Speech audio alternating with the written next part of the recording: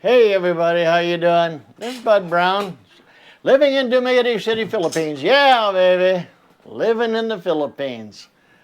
Wow, what an adventure.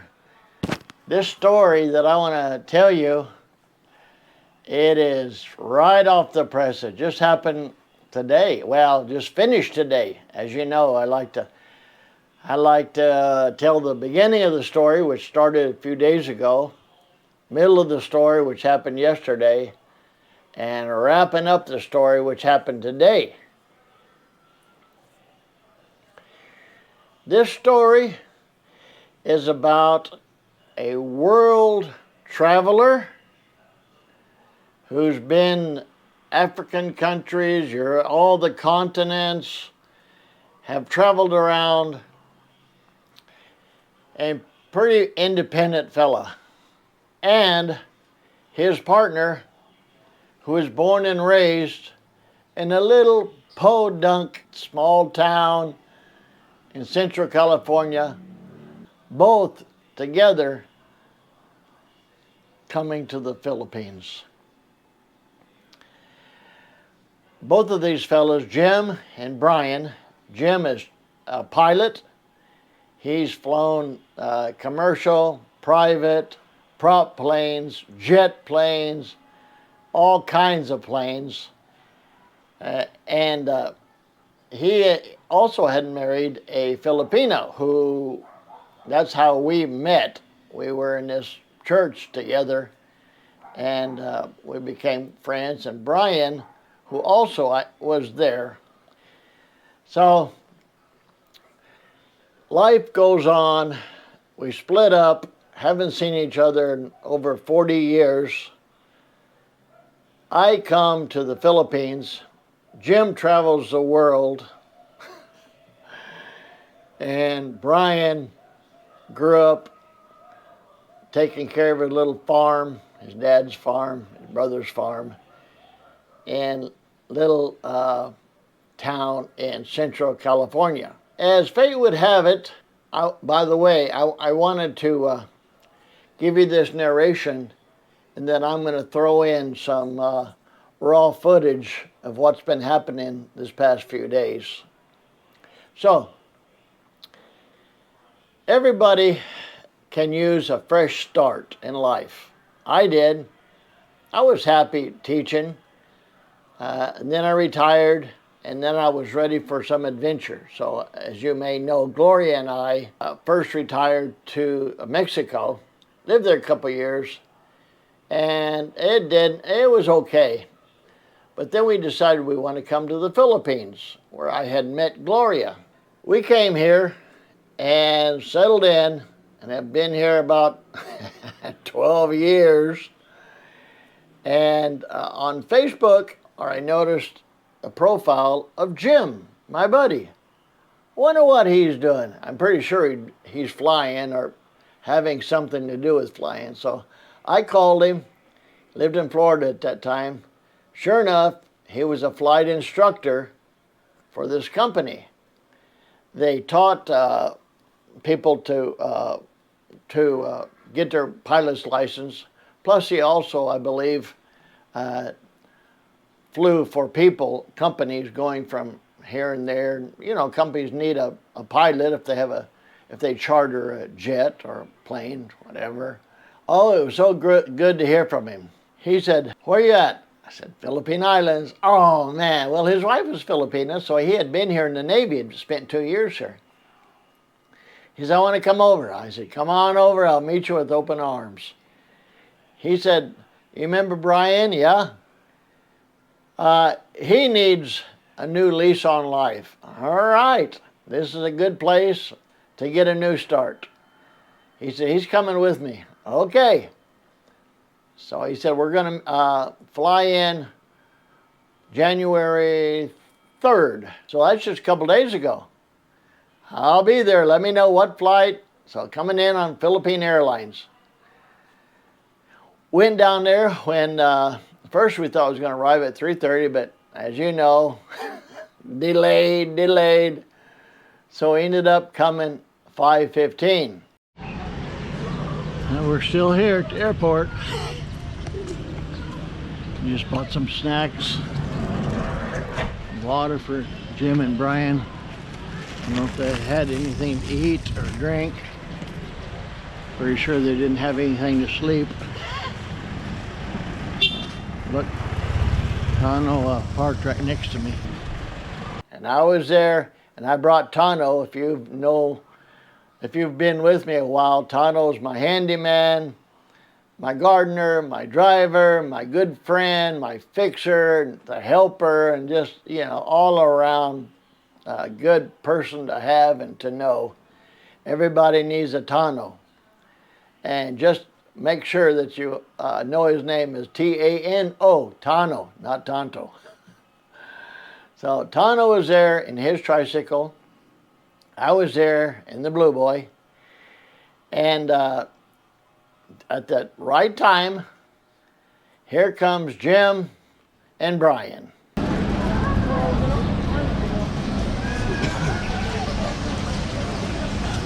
Excuse. Hello, Kuya Jan. Jim. Yeah. All right. Yeah. Kuya Bud. Hello.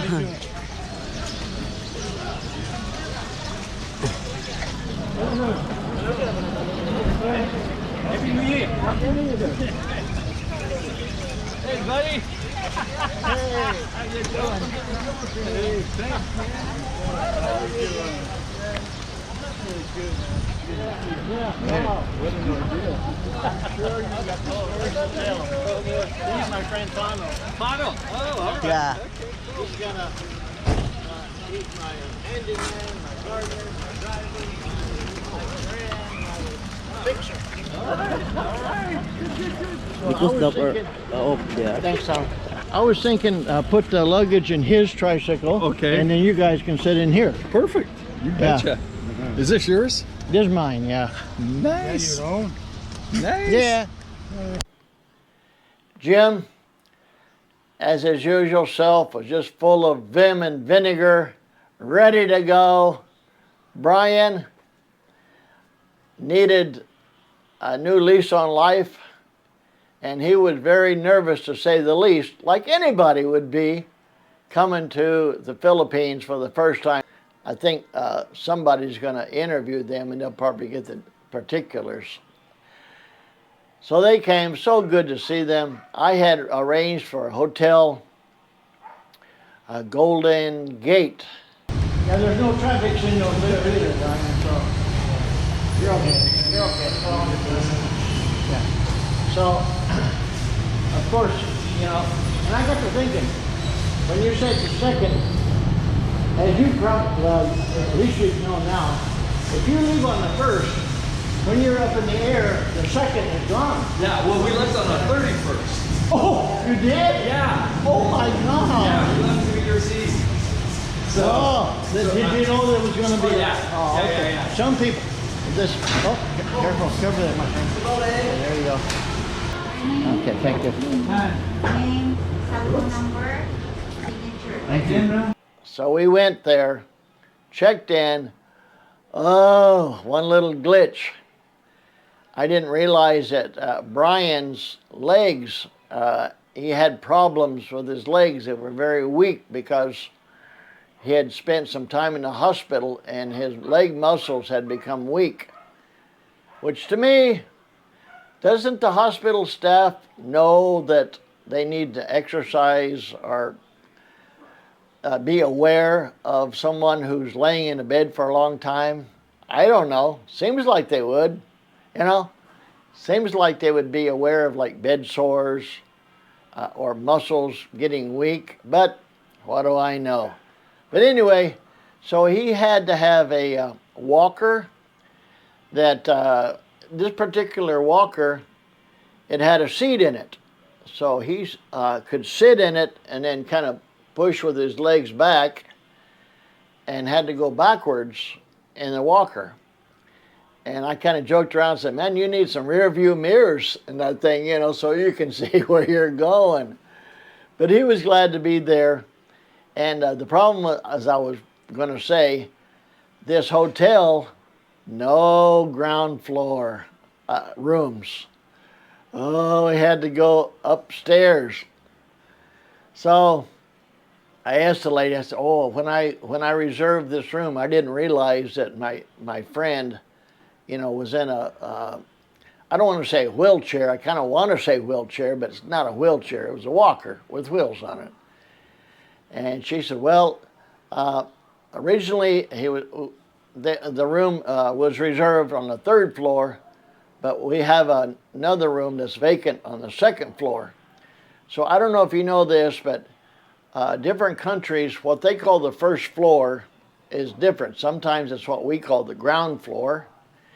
Like in the United States, I believe the 1st floor is the ground floor, and then 2nd floor, 3rd floor. No elevators, but fortunately here, I don't know if it's all the Philippines or just this place, she said it was on the 2nd floor, but they counted the ground floor as the 1st floor. In other words, they only had to go up one flight of stairs. So Brian has a cane, and so he held on tightly to the rail, and I was kind of behind him as he kind of shakily, went up the stairs, and they made it to the room. So I was a little bit nervous about him coming down or even walking up the stairs. But he made it up there, and it's a long, long flight, and they had long delays in San Francisco is where they left, and long delays in Manila airport. They had a brownout, wouldn't you know it. I saw on the news, it was showing the brownout and all the people, and I would say, wouldn't that be something if we could see Jim and Brian there in that crowd at Manila airport? This is where my friend Jim and Brian are. They're at the Manila airport. They're talking about the backup, the brownout. It's supposed to be okay now. That'd be something if we could see them there, huh?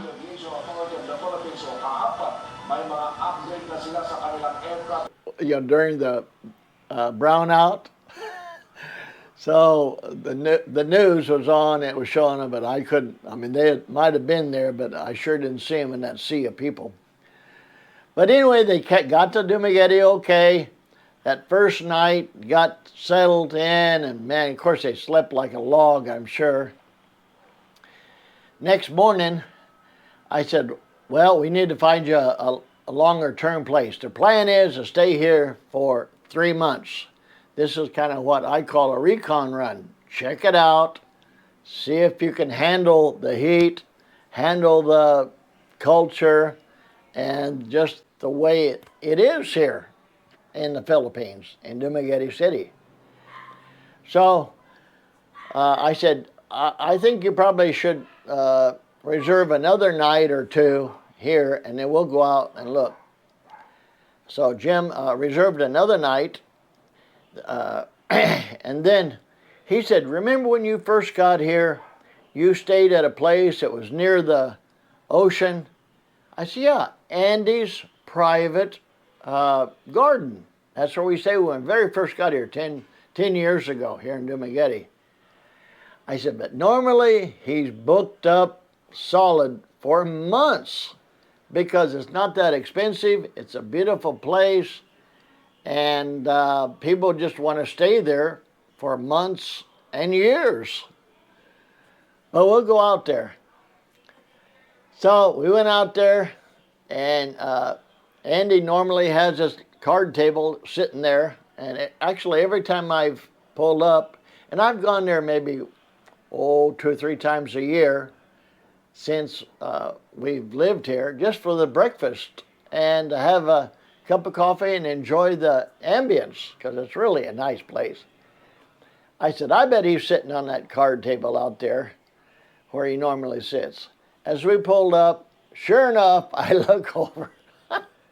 There he is, sitting there at that card table. So we went over there. I introduced him to Jim and Brian. And by the way, I forgot to mention this. This is kind of important. That morning when I picked him up, Jim said, hey, Brian is not going to use his walker today. What? Really? He said, yeah, he's feeling more energetic. Okay. So even he was a little bit shaky with the cane. At least he used the cane, he balanced himself, he got in, and we went out and talked with Andy. And Jim said, do you have a room open, available? Andy said, the guy just moved out yesterday. What? He said, that room's available. And I looked at Jim and I said, man, you're lucky, man. And Jim said, how much is the room? And Andy said, well, how long are you going to stay? Because, you know, that makes a difference. Jim said, well, we're thinking about a week. And Andy said, no weekly stays. Got to stay at least a month. Jim said, okay, how much a month? Andy, $12,000. What? I told Jim, I said, that's pretty good. $12,000, that's about $240 a month. For a resort overlooking the ocean. And Jim said, we'll take it. We got a hotel room tonight, and we'll be back in the morning. So, sure enough, that night, Jim and Brian slept at the hotel, and then that morning I picked him up. Oh man, Brian was just energetic. I said, oh my gosh, what? The atmosphere is healing for him. It looks like. So they packed, and then I told Tano if he could come over and help us with the luggage. He did. So Tano showed up, put the luggage in Tano's tricycle, and Brian and Jim got in the Blue Boy. We headed out to Andy's private garden. Got there, and Jim and Brian unloaded, got unpacked, went to their room, and they were so tickled. Had a smart TV, air con, and only thing it had one queen size bed. And Jim asked Andy, "Could you put another bed in there?" And Andy said, "Yeah, well, I'll put in a twin bed," which he did. Everything was perfect. I couldn't believe how it turned out. So we went and set out on the out there where the, I don't know if you call it a bar or a breakfast place, but it's a little place where they order breakfast or whatever. Look at the ocean. Oh, it was so relaxing, and I really enjoyed it myself. So that was yesterday. Now, today, I told Jim, "Hey, how'd you sleep?" "Fantastic." "Where you at?" "We're at Bo's Coffee." "Really?"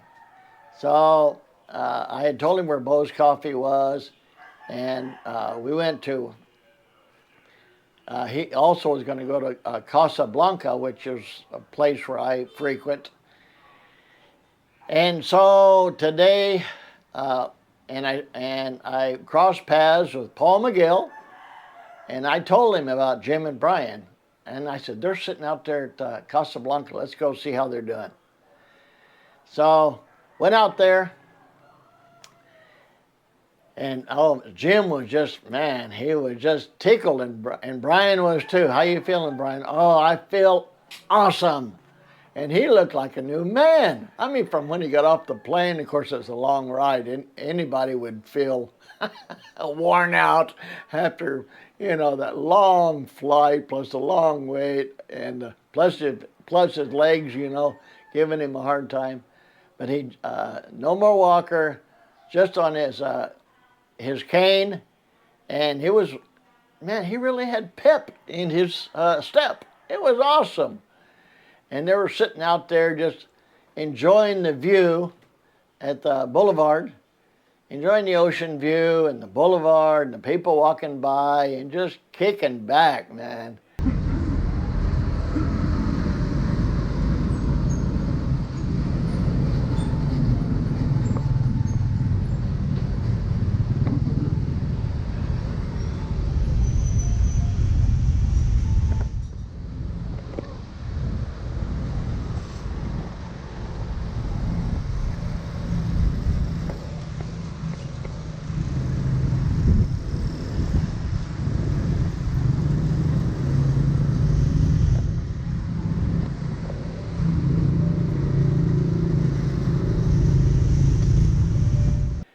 And so Jim said, I said, well, I want to get back. He said, could you tell me where I could get some coconuts? Do you have? I said, are you kidding?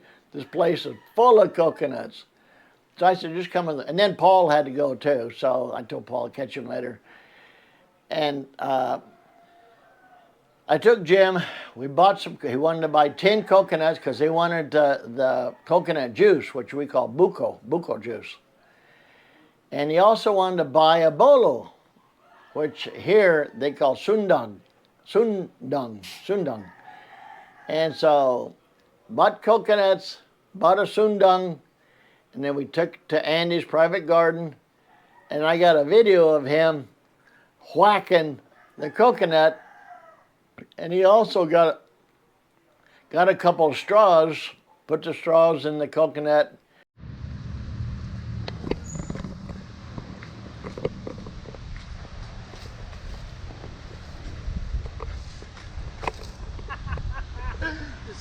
I know it. It's so freaking good. Hey, so I was going to ask you, when you're done doing your thing. Yep. Yeah, sure.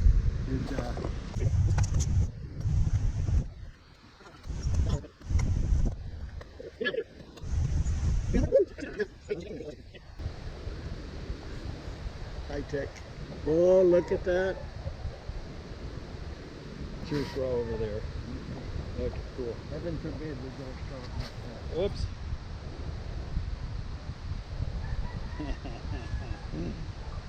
I prefer cold. And if you've ever had buko juice, when I first got it, I wasn't impressed. But the secret to drinking it is making it cold. When Gloria put it in the refrigerator, or when you buy it just by itself in a bottle and it's cold, man, it's good. But straight out of the coconut, I didn't enjoy it that much. But buko juice, coconut juice, and just kind of clarify the terms, the water inside the coconut is called coconut juice. And then you break open the coconut, you scrape that white meat coconut, and then when you squeeze it like in a cheesecloth, that white substance juice, that's called coconut milk. So there's coconut juice, it's clear, and coconut milk, which is white. And that's what is used in recipes to make different things. So anyway, I left them today. I left them there, and I think I'll just wait a couple days before I see them again. But I will check up. How you guys doing? Oh, we're doing fine. If they have any questions or something. But man, what a story! It's such a success story at this point. I mean, they're still on the honeymoon, naturally, and they'll be frustrated with certain things, you know, out of stock or this and that, like maybe miscommunication.